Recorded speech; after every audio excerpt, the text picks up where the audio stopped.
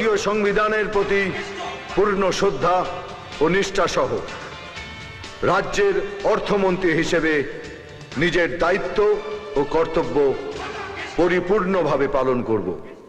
তোমার কাছে এই লড়াইটা আরো কঠিন, কৃষ্ণ।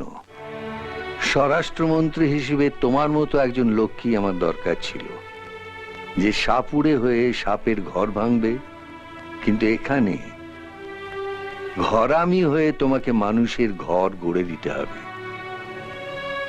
আমি জানি স্যার, স্বরাষ্ট্রমন্ত্রী হয়ে যেটা করতে পেরেছি, অর্থমন্ত্রী হয়ে সেটা করতে পারবো না।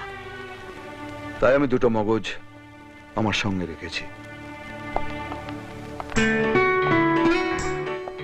মানসী মুখার্জি ইকোনমিক্সে ফার্স্ট ক্লাস ফার্স্ট, আর অ্যাডভোকেট বিশ্বনাথ বসাক।